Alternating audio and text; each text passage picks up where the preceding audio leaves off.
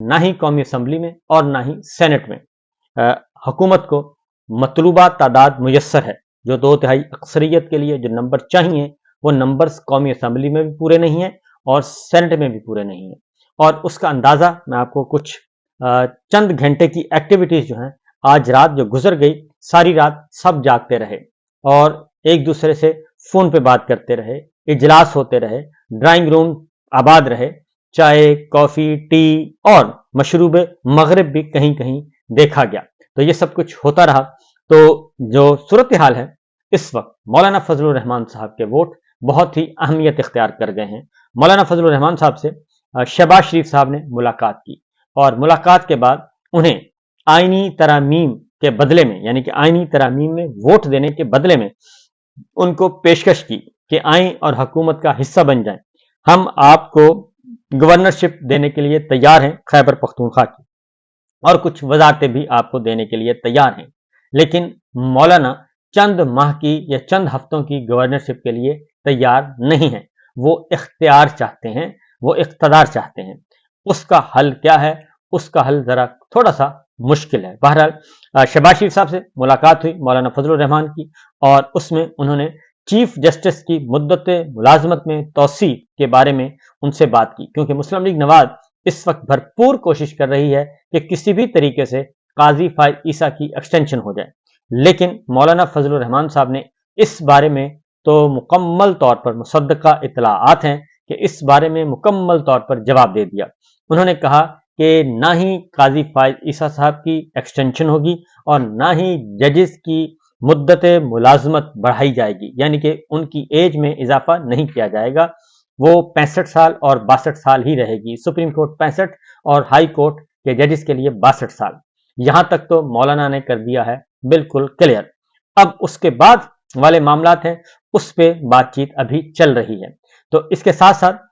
ایک اور بھی ایکٹیویٹی ہوئی. اس کے بعد پھر جب شہباز شریف صاحب کی ملاقات ہو گئی تو اس کے بعد پھر ایک حکومتی وفد، کل حکومتی وفد نے مولانا فضل الرحمان صاحب سے پھر ملاقات کی. رات گئے اور اس وفد میں مولانا فضل الرحمان صاحب کے پاس جو حکومتی وفد کی ملاقات ہوئی، محسن نقوی صاحب کی ایک نہیں، دو نہیں، 3 ملاقاتیں ہوئیں یہ گزشتہ رات جو گزر گئی ہے. تو پاکستان تحریک انصاف کا وفد کل جب آیا مولانا فضل الرحمان صاحب سے ملاقات کرنے، تو وہاں پر جناب آلریڈی حکومتی وفد موجود تھا. اس لیے حکومتی وفد کو دیکھ کر وہ واپس چلے گئے اور پھر دوبارہ واپس لوٹے اور مولانا فضل الرحمان صاحب سے اسد کیسر، عمر ایوب، شبلی فراز اور صاحبزادہ حامد رسا نے ملاقات کی. اور جے یو آئی کے ترجمان اسلم غوری صاحب، کامران مرتضیٰ صاحب اور حافظ احسان کھوکھر جو ہیں وہ بھی موجود تھے. جبکہ اس کے بعد پھر ساری ڈیٹیلز کے بعد وزیر اعظم شہباز شریف سے وزیر قانون اعظم نذیر تارڑ، وزیر داخلہ محسن نقوی اور ان کی ملاقات ہوئی، اور انہوں نے مولانا فضل الرحمان صاحب کے ساتھ ہونے والی ملاقاتوں کے بارے میں شہباز شریف صاحب کو بھی آگاہ کیا. یہ ساری ملاقاتیں آپ کو میں تب بتا رہا ہوں کیونکہ اس کے بعد پھر ہم آپ کو دیں گے کہ ہوا کیا. لیکن یہ بتانا ضروری ہے کہ مولانا فضل الرحمان صاحب جو ہیں وہ بھی رات گئے تک جاگتے رہے، اور یہاں تک کہ جب ملاقات کے بعد، آخری ملاقات کے بعد کامران مرتضیٰ صاحب گاڑی سے نکلے، گاڑی میں بیٹھ کے اپنے لاجز کی طرف نکلے، تو ان کی آنکھوں میں نیند ہی نیند تھی. تو اس کی بھی آپ کے ساتھ شیئر کرنا ہے. اور اس کے ساتھ مولانا فضل الرحمان صاحب کے ساتھ جب ملے ملاقات کی اپوزیشن کے رہنماؤں نے، تو عمر ایوب صاحب نے یہ خوشخبری دی. انہوں نے کہا کہ حکومت کے پاس آئینی ترامیم کے لیے تعداد میسر نہیں ہے، اور اس لیے انہوں نے کہا کہ مولانا صاحب نے کھانا بہت زبردست کھلوایا اور حلوہ کھلایا، سب کچھ کیا، اور ان سے ملاقات مفید رہی اور وہ خوش و خرم نکلے. لیکن انہوں نے کہا کہ اب سونے کا وقت ہے، سونے کے بعد پھر اٹھیں گے تو ذرا موسم کا حال آپ کو بتائیں گے. لیکن انہوں نے کہا کہ اب تک نمبرز پورے نہیں ہیں. حکومت اور اپوزیشن کی مولانا فضل الرحمان صاحب سے جو ملاقات ہوئی، اس کے بارے میں جو چیزیں سامنے آئیں، انہوں نے حکومت کی طرف سے مولانا فضل الرحمان کی تجاویز پر غور کرنے کی یقین دہانی کروائی، اور مولانا حکومت پر عدالتی اصلاحات پر زور دیتے رہے جو حکومت کے ساتھ ان کی معاملات ہوئی. اور اپوزیشن کے ساتھ ملاقات، مولانا کے گلے شکوے بھی ہوئے اور حکومتی وفد نے ان گلے شکووں کو دور کرنے کی بھی یقین دہانی کروائی کہ اگر آپ ہماری طرف آ جاتے ہیں تو بات چیت آگے بڑھ سکتی ہے۔ اور اس کے ساتھ ساتھ اس کے بعد پھر یہ ملاقات ہونے کے بعد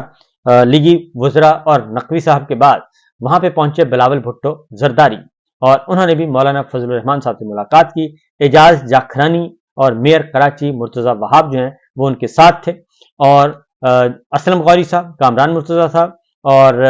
عثمان بادینی صاحب اور مولانا فضل الرحمان صاحب، ان کی ملاقات رہی، اور اس ملاقات میں آئینی ترامیم ظاہر ہے ایجنڈے پہ تھیں۔ اور اس ملاقات کے بعد جب نکلے، اس کے دوران ہی جب مولانا فضل الرحمان صاحب سے بلاول بھٹو ملاقات کر رہے تھے تو پھر محسن نقوی صاحب بھی آگے اور وہ بھی اس ملاقات میں شریک ہوئے، اور وزیر داخلہ نے خصوصی پیغام مولانا فضل الرحمان کو پہنچایا، اور یہ پیغام تھا جنرل عاصم منیر صاحب کا پیغام پہنچایا گیا، اور وزیر اعظم شہباز شریف کا بھی پہنچایا گیا، اور انہوں نے کہا کہ جو مولانا کی تجاویز ہیں جو انہوں نے دی ہیں ان پر عمل درآمد کی یقین دہانی ہم کرواتے ہیں، اور اس پہ بات چیت ہو سکتی ہے جو مولانا فضل الرحمان صاحب نے تجاویز دی ہیں۔ اس کے بعد بلاول بھٹو اور مولانا فضل الرحمان صاحب کی ملاقات ختم ہوتی ہے۔ محسن نقوی صاحب بھی جو ہیں وہ اس کے بعد محسن نقوی صاحب اس کے بعد نکلتے ہیں، پہلے بلاول بھٹو نکلتے ہیں، اور بلاول بھٹو جب نکلتے ہیں تو وہ صحافیوں کے سوالوں کا جواب نہیں دیتے، بلکہ گاڑی میں بیٹھے بیٹھے ہی وکٹری کا نشان بنا کے نکلتے ہیں، اور ان کا چہرہ مسکراتا ہوا ہے جناب۔ اس کے بعد محسن نقوی صاحب جو ہیں وہ موجود رہے، اور انہوں نے کسی سے فون پہ بھی بات کروائی، اپنے موبائل سے انہوں نے کسی سے مولانا فضل الرحمان کی بات بھی کروائی۔ تو بہرحال اس کے بعد اگلا جو سٹیپ ہے، جب یہ سب نکل گئے چلے گئے تو کامران مرتضی صاحب جو ہیں وہ گاڑی میں نکلے، اور جب وہ گاڑی سے نکلے تو میڈیا کے نمائندگان نے ان سے پوچھا تو انہوں نے کہا جی ہمیں ابھی کچھ وقت درکار ہے، ہمیں ترامیم کا آئینی مسودہ جو ہے وہ ابھی تک بھی ہمیں نہیں دیا گیا، اور ہم نے اپنی تجاویز دے دی ہیں، اور اب صبح جو ہے اس وقت رات ہو چکی ہے، اور کچھ تجاویز ان کی طرف سے آئی ہیں، کچھ ہم نے دی ہیں، تو ہم آج رات نہیں بلکہ صبح غور کریں گے، اور اس کے بعد ہی اس پہ مشاورت ہوگی پارٹی سطح پہ اور شورا سطح پہ، مولانا فضل الرحمان صاحب بھی مشاورت کریں گے، اس کے بعد پھر ہم کوئی فیصلہ کر پائیں گے۔ لیکن انہوں نے ایک بات کی، انہوں نے کہا کہ دعا کریں، صحافیوں سے کہا کہ آپ دعا کریں کہ اللہ تعالی ہم سے کوئی غلطی نہ کروائے، اور جو فیصلہ ہم کریں وہ ملک اور قوم کے مفاد میں ہو، یہ وہ کہہ کر چلے گئے۔ اب صورتحال یہ ہے کہ جو اتفاق پایا جاتا ہے، اتفاق یہ پایا جاتا ہے کہ قاضی فائز عیسیٰ صاحب کی ایکسٹینشن نہیں ہوگی، ججز کی مدت ملازمت میں اضافہ نہیں ہوگا، اور ہر کوئی لاہور ہائی کورٹ یعنی کہ ہائی کورٹس کے ججز 62 سال، سپریم کورٹ کے ججز 65 سال کی عمر میں ریٹائر ہوں گے، جو حسب معمول آئین میں لکھا ہوا ہے۔ اور اس طریقے سے قاضی صاحب کی تو ہو گئی چھٹی، کل ان کی تو قربانی دے دی گئی۔ اب آگے جو ہے، اب اگلا جو ہے وہ ہے کہ نمبر 1 یہ کہ جو تجاویز آ رہی ہیں، ایک تو 63A میں ترمیم کرنے کی کوشش کی جا رہی ہے۔ 63A کا مطلب ہے کہ لوٹا کریسی، فلور کراسنگ دوبارہ شروع ہو جائے، اور اگر کوئی لوٹا بنتا ہے اور پارٹی پالیسی کے خلاف ووٹ دیتا ہے تو اس کے خلاف اسے نااہل نہیں کیا جائے گا، اور اس کا ووٹ بھی شمار کیا جائے گا۔ اور یہ صورتحال، یہ ایک شرط ہے، کیونکہ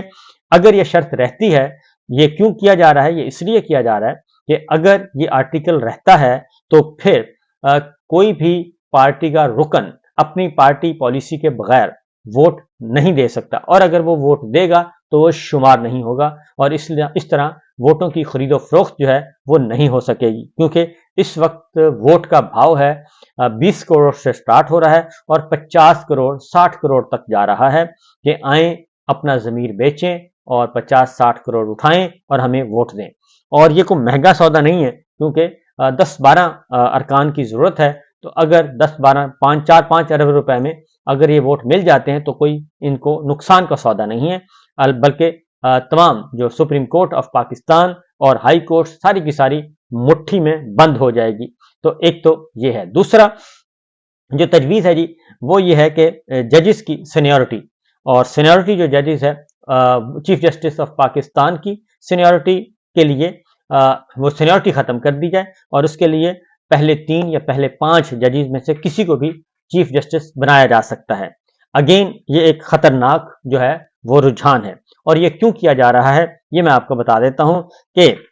جسٹس منصور علی شاہ صاحب سے معاملات طے کرنے کی کوشش کی جا رہی ہے۔ میرے پاس ایک بہت بڑی خبر آ چکی ہے، اس کی کنفرمیشن ذرا ہو جائے، اور 2 ذرائع سے آ چکی ہے، اور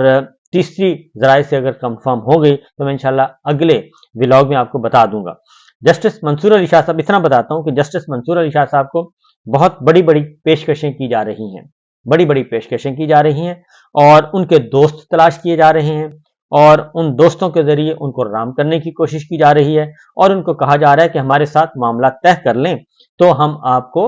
آپ کا ہی نوٹیفیکیشن کریں گے اور آپ ہی کو چیف جسٹس آف پاکستان بنائیں گے، اور آپ کے آنے کے راستے میں کوئی رکاوٹ کھڑی نہیں کریں گے۔ جسٹس منصور علی شاہ صاحب نے ان ساری جو آفرز ہو رہی تھیں اس کا جواب کل انہوں نے دے دیا، اور کل انہوں نے الیکشن کمیشن آف پاکستان کی درخواست جو خارج کی ہے اور بتا دیا ہے کہ مخصوص نشستوں میں سپریم کورٹ کا فیصلہ حتمی ہے، جو شارٹ آرڈر ہے وہ اس میں کوئی کسی قسم کا ابہام نہیں ہے، اور الیکشن کمیشن کو آرڈر وہ دے چکے ہیں کہ جناب آپ فیصلے پر عمل کریں۔ اب جب کل کا فیصلہ آ گیا سپریم کورٹ کا تو اس میں بڑا واضح طور پر لکھ دیا گیا ہے کہ یہ تمام ارکان پاکستان تحریک انصاف کے ہیں اور انہی کے ہی کنسیڈر ہوں گے۔ دوسری جانب الیکشن کمیشن آف پاکستان جو یہ کہتا تھا کہ ہمارے ریکارڈ میں بالکل نہیں ہے کہ ہم نے کبھی بیرسٹر گوہر کو چیئرمین پاکستان تحریک انصاف تسلیم نہیں کیا۔ اب ان کے خطوط جو ہیں، جو الیکشن کمیشن آف پاکستان کے خطوط،